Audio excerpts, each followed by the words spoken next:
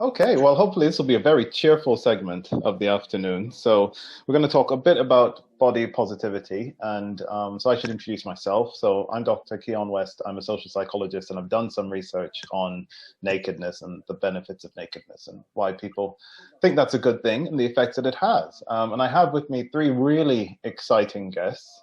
So they have a lot of interesting things to say. And I also, in case I forget to say it, do not wait for me to tell you to plug your blogs and your Instagram and your books. Please do that straight away because they're all fantastic. And everyone needs to see those Instagram profiles and read those books and read those blogs. So that's important. So we have three people. So we have Charlotte of the Life Charlotte blog, which is a really interesting one. And I do recommend that you read it. And it's advertised as positivity for people with stomas. And I do think that's a very central part of the whole thing. I would like to ask more questions about that, but we have other people. I'll get into that, and I'll ask you all the same questions in a couple of different ones. We also have Ruby Rare, who's described as a sex educator, author, and body positive champion. She's also the author of Sex Ed, a guide for adults. So it's a good book, so you might want to read that one. And we also have Rosy Pendlebaby, who's described as a performer, facilitator, and artist, and I like this, at the intersection of creativity, hedonism, and healing. So that sounds extremely exciting. So again, I'm very happy to have these three wonderful people and give them all a hand before we start so we can then jump in and ask them some really nice questions. Okay, so first question. This is a body positivity section, and that means a lot of different things to a lot of different people. So if we could just go, Charlotte, Ruby, Rosie, what is body positivity for you? So when people talk about it, what exactly does it mean from your perspective? And also, I think equally important, what is the point of the work that you're trying to do? So when you're doing this body positivity work, what's the effect that you want to have on the people who read your books or visit your profiles or do any of these other things? So Charlotte, could we start with you? For me, it's all about just loving your body. I had this surgery and it came as a total surprise to me. I knew nothing about ostomies before I got it. And I thought it was only something old people had. So my journey's been to love the body I've been given because it's my second chance at life. And because I didn't know much, I wanted to help other people that might be in the same situation and try and encourage them to be comfortable and confident with their bodies, basically. Great. Okay, so that's the point for you. You want to give other people in the same situation the same confidence and happiness that you have with your body. Yes, and teach other people who aren't aware of it what it's about, so it doesn't come as a shock to someone who's maybe not heard of it before or seen it. So we're met with positivity as well. Great. Beautiful. Thank you. Ruby, how about you? So what's body positivity for you and what's the goal here? What are you trying to get to happen to people? Um, well, I think so much of it comes down to kindness and like the attitudes we have towards our bodies. I think so. Rosie and I co-founded Body Love Sketch Club, which is a body positive and creative empowerment life drawing class, which we'll plug. We'll put our link in and we'll talk about it a little bit more throughout the chat. I think the more work that I've done in this field and the more conversations Rosie and I have had together, it just strikes me that all of us are taught from pretty much as soon as we have an awareness of our bodies that it is something that can be criticized constantly and always is in a state of needing to be improved, rather than just being able to appreciate our bodies in the way that they are currently. So it's not about shaming people for wanting to change their bodies or for feeling insecure about different things. It's just about what would it look like if we were able to look at our bodies kindly and with love and with friendship, rather than just assuming that they could be better always and kind of thinking of them as an enemy rather than a friend. Is that what you'd like to give to people then? That sense of their own bodies as a friend rather than an enemy? Yeah, definitely. And Great. also I feel like Rosie, well, one of us will talk about this a bit more in lots of ways, but also my main thing that I get to do with this wonderful woman here is that we get to be really, really silly with our bodies. And I think so many people miss that. Like, bodies are ridiculous and they are, there's a lot of weird fun that we can have with them. So it's about, I think we make a big effort to show that to other people as well. Great. Thank you. All right, Rosie. So how about you? When you talk about body positivity, what does it mean? And what are you trying to give people through your work? I think, yeah. So Ruby and I come at body positivity from a sort of similar angle, but for me, it's a lot about kind of yeah, connecting with your body in a kind, accepting, supportive, loving way, and about kind of what I wanting to give to people is permission to do that in a world which actually is designed to make us think that we have to change things about our bodies before we're allowed to be happy and content in them. Like giving people the idea that it's possible to connect with your body and have a more loving relationship with it just as it is. And yeah, and also just like the idea that that is possible as well, because when we're all in our heads and our bodies having a weird time with them and not really talking about it, it can be and that can be quite extreme in some cases, like if you have like an eating disorder or something like that, which I did for many years of my teens, or other things can complicate your relationship with your body, like queerness or illness or, you know, race or all sorts of things. Just that can be, it seems so simple, but it can actually be quite a kind of, yeah, just offering people a way into that and inviting them in as much as I can. Okay, so you want to invite them into this accepting space, I guess, where a body is not something to be problematized, it's something to be enjoyed. Yeah, and to feel at home in, and to feel like you have ownership of, and yeah. Great, thank you. All right, so I'd like to talk a bit about your specific stuff. So this is, you know, where please do plug your stuff. So Charlotte, if I could start with you, if you could give us the name of your blog and how we can get to your blog, so how people can get to read it, and anything else you think, you know, we really should see. So anything else you'd like to plug. I did go through your blog and I really liked it. I wouldn't describe it as a naked blog. I don't know if you would, or as necessarily a very body blog. I did notice that there's a lot of pictures of Stevie the stoma. So he's really front and center. You want people to see Stevie and to like Stevie, and you have a relationship with Stevie. Is that the center of the blog? Would that be a fair description of it for you? Yeah, I'd say so. I've gone with the sort of title Life-ocharlotte, because it's all about sort of my life and it leaves it open to a lot. But I started it after my surgery because I wanted to be open and honest about life with an ostomy. And I sort of I've gone for the more sort of humoristic way of giving it a name, so people would be able to talk to me when I was at work. They'd know Stevie as someone, so they could ask me, how's Stevie today? Or is Stevie behaving lately and stuff? So it became easy for people to talk to me about what's going on with my body, and easy for me to open up and feel like it's acceptable to talk about. And I like giving everything personalities and names. Like most of my plants have that as well. So naming Stevie just became so natural. And it was mainly to do about life with a stoma, life after having got my stoma, and showing that you still have a life with it, because there's a lot of people that worry that you can't do normal things. And that's another thing I did. I made everything firsts after I got Stevie, and celebrated it all. And that's sort of one of the reasons why I did the bike ride as well, was like to challenge myself and do something completely new and different, because I've got a new chance at life thanks to Stevie. So it's sort of a grateful page for Stevie as well.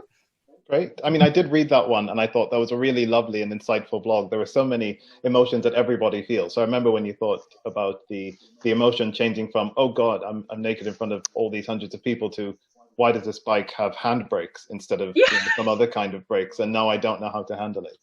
Yes. So was that your first time doing it? The first WNBR? It was my very, very first time, yes. And did it change things for you? Did it open things up for you?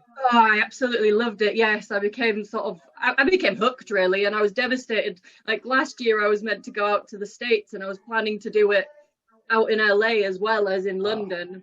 And then everything happened and I was like, oh, I've got geared up for it all now. I just want to like raise awareness for stomas during this bike ride, because it just feels like such a safe place to just be yourself basically and do what you want while you're doing it. And it did give me that boost to sort of carry on raising awareness as well. No, that is really lovely. I mean, I did love it. Thank you. Thanks very much. Ruby, so there's so much that I'd like to ask you. But one of the things I really like in your profile, so if you go and you check out Ruby's Instagram profile, for example, you talk a lot about sex positivity. And if it's fair to say so, a lot of your pictures are very sexy.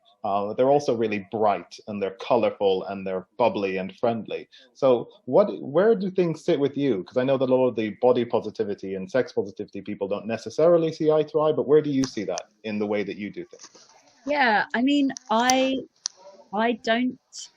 make an effort to show my relationship with my body in a very silly, playful way online, because I think so often people go on social media and end up criticizing themselves or other people, or, you know, it's easy to scroll through a feed and go like, oh my God, everyone's just got all this stuff sorted and everyone's lives are perfect other than mine. And actually to be a bit scrappy and unpolished and just be like, hey, here I am existing, and it's brightly colored, but I'm not trying to like fool anyone that I'm, you know, existing in a way that I'm not.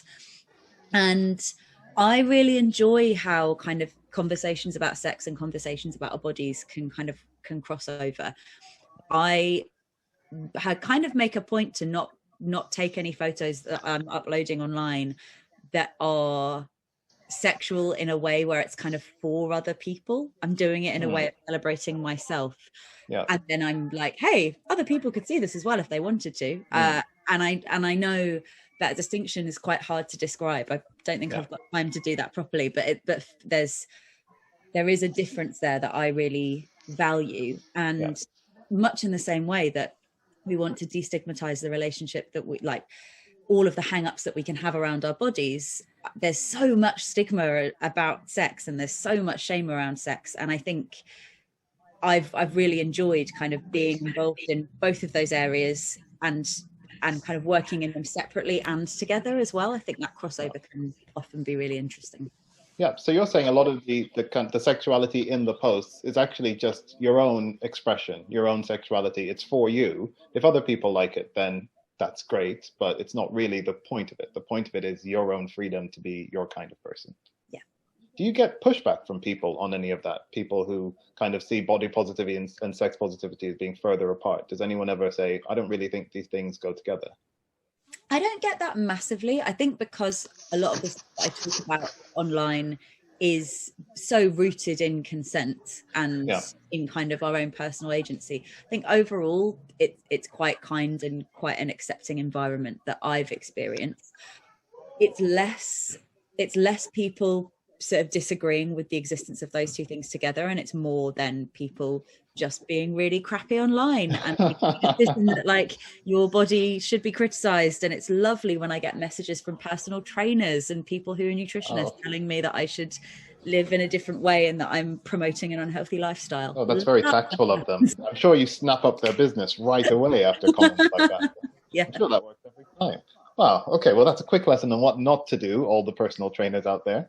So, Rosy, can I talk to you a bit about your profile? So I also have been through your Instagram profile, and I love it. And it's got some similarities to Ruby's profile. So again, if I'm allowed to say so, there's some very sexy pictures on there. So like there's the nun picture, which I do encourage everyone to go look at. This kind of naked nun with nipple tape, and it's a very dark picture. But I feel that it's a little bit different. So is this fair to say compared to Ruby's profile? So Ruby is very much bright pink and bright orange, and yours, I think it's called Revolting Rosy. And so you're being a little bit more confrontational, a little bit more in your face. So could you talk to us about that? Where are you coming from with the way that you do it?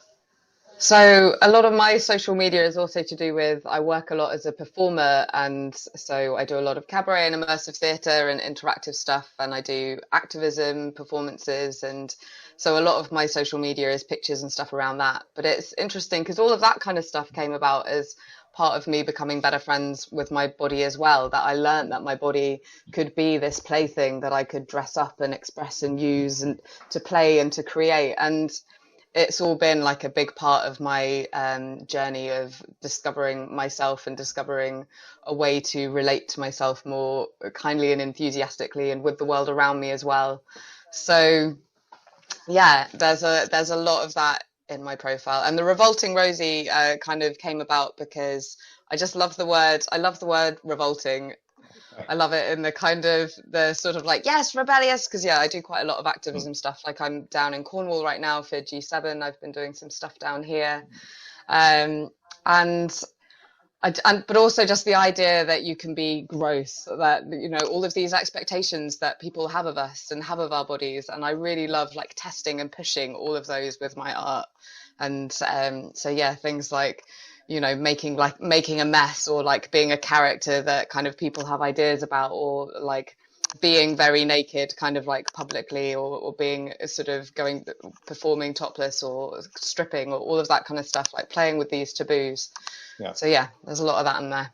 And when you play with the taboos, what do you want? So who's your target audience, and how do you want to change them? Because you said so much about activism and about protesting and about changing, and what is it you'd like to get them to change to?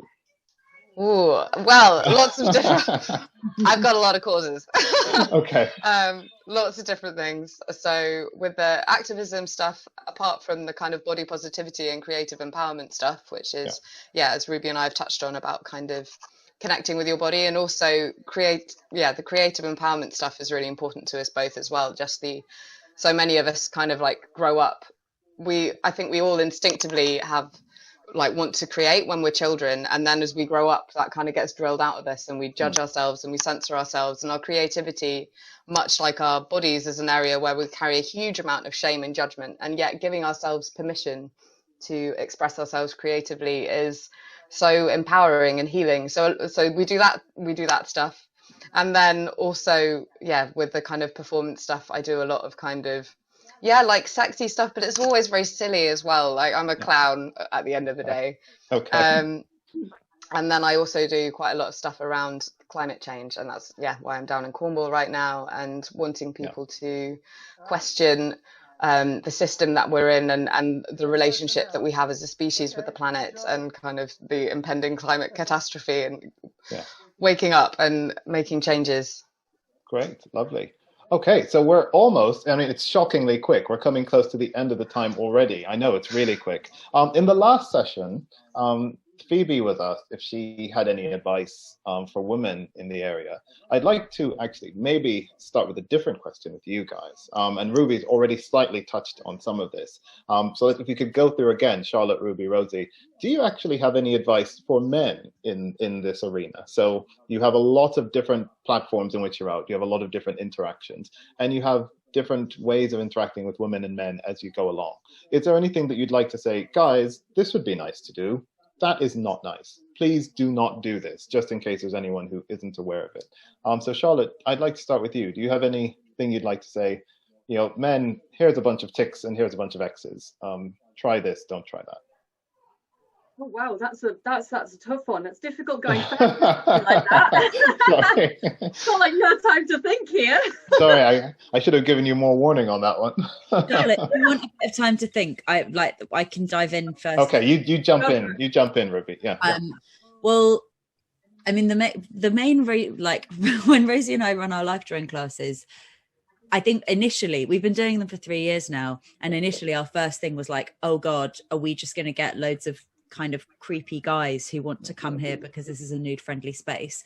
And actually we've been so I was going to say surprised, and I think honestly that maybe is the word to use, surprised that hasn't happened. It's been 3 years and we've had like a really small handful of people who were very quietly maybe slightly strange, but nothing nothing more than that. And I think generally it's just reminding everyone of how bloody important it is to be really respectful of other people's personal space and of their boundaries, and to just not make assumptions about how other people would like you to behave around them. That being able to communicate and ask questions is so important. And I think a lot of people end up making decisions that are maybe slightly confrontational, or just can put people in a place of unease. And behind that is a lot of vulnerability.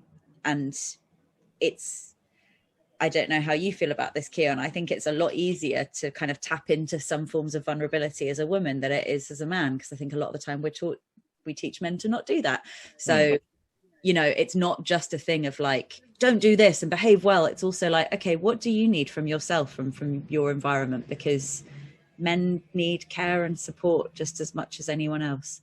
I hope that makes sense. No, that's wonderful. I mean, it's a lot. So I like that you set a nice tone by saying, you know what, actually, most guys are wonderful. So this is what we have. This is where we're starting. Most guys are wonderful. A couple of them are not. But we can expect that most people behave nicely. And it's really about that respect, that if everyone's willing to be respectful and a bit open and honest, then things generally go well. So that's lovely. And also, if you see someone being an asshole, say something about it to other people. So that's one thing that we could do. We step in. If you see an asshole, say, please stop being an asshole. And that might help. Great. I'll give you a little bit more time, Charlotte. So I am coming back to you. So Rosy, what would you say? So, you know, any advice for men in this space? You'd say this would be nice, a bit less of that, or something else entirely, if you have that kind of advice. Yeah, well, I was going to making a similar point to Ruby about kind of like when approaching women or when approaching anyone, just sort of like checking in with what it is that you need, what it is that you're wanting from that interaction, from that person, and sort of taking responsibility for meeting your own needs and not expecting kind of people to do that stuff for you. Like, and finding the people that you can talk to. Yeah. Like finding your friends who you can be vulnerable with and honest with, and who you can like have support with. I think there's this real like myth of, we put a lot of pressure, like we live in a society where a lot of pressure is put on our kind of like romantic and sexual relationships and the people that we have those interactions with.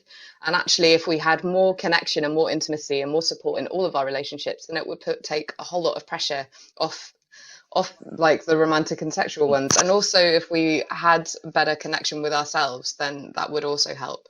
And yeah, and also, like, if someone says no, just respect that, please.